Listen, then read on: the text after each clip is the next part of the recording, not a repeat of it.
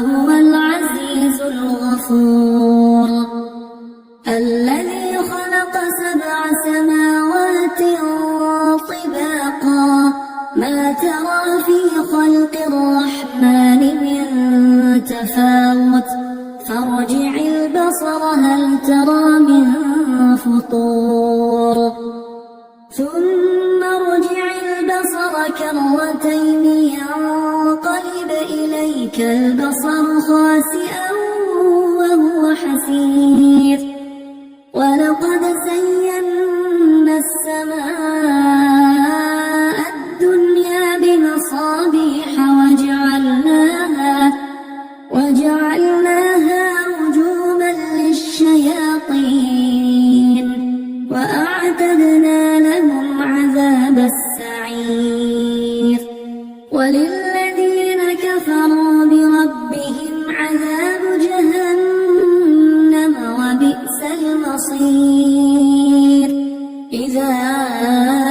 ألقوا فيها سمعوا لها شهيقا وهي تفور تكاد تميز من الغيظ كلما ألقي فيها فوج سألهم خزنتها ألم يأتكم نذير قالوا بلى قد جاءنا نذير فكذبنا وقلنا ما نزل الله من شيء إن أنتم إلا في ضلال كبير وقالوا لو كنا نسمع أو نعقل ما كنا في أصحاب السعير فاعترفوا بذنبهم فسحقا لأصحاب السعير إن الذين يخشون ربهم بالغيب لهم مغفرة وأجر كبير وأسروا قولكم أو اجهروا به إنه عليم بذات الصدور ألا يعلم من خلق وهو اللطيف الخبير هو الذي جعل لكم الأرض ذلولا فامشوا في مناكبها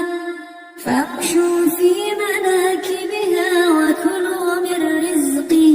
وإليه النشور أأمنتم من في السماء أن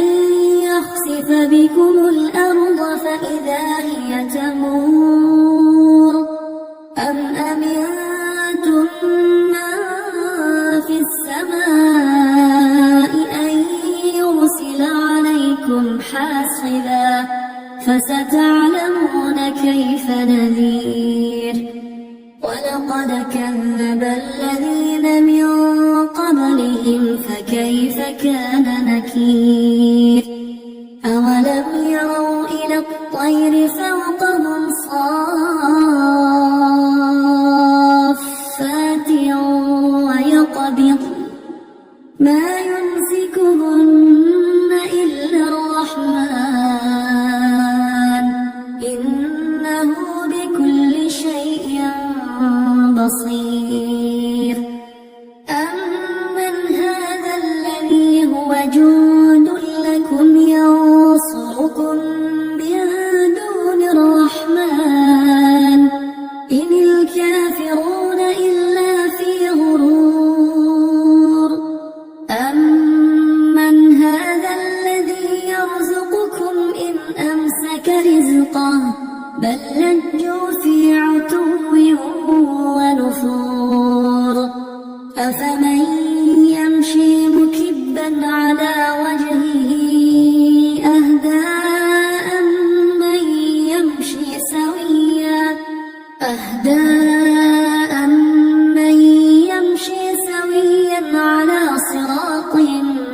مستقيم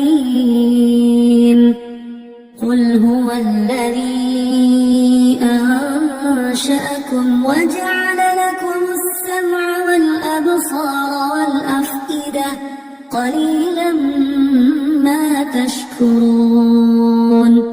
قل هو الذي ذرأكم في الأرض وإليه تحشرون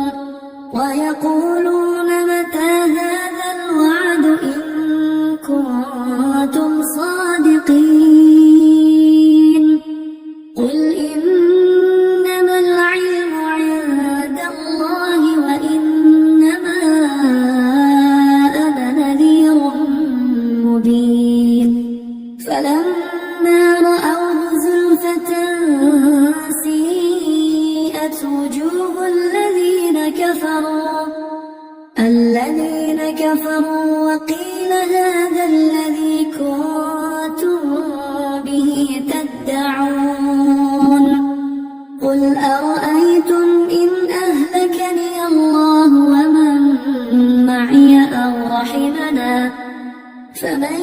يجير الكافرين من عذاب أليم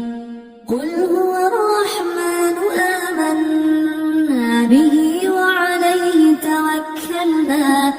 فستعلمون من هو في ضلال مبين قل أرأيتم إن أصبح ماؤكم غورا فمن يأتيكم بماء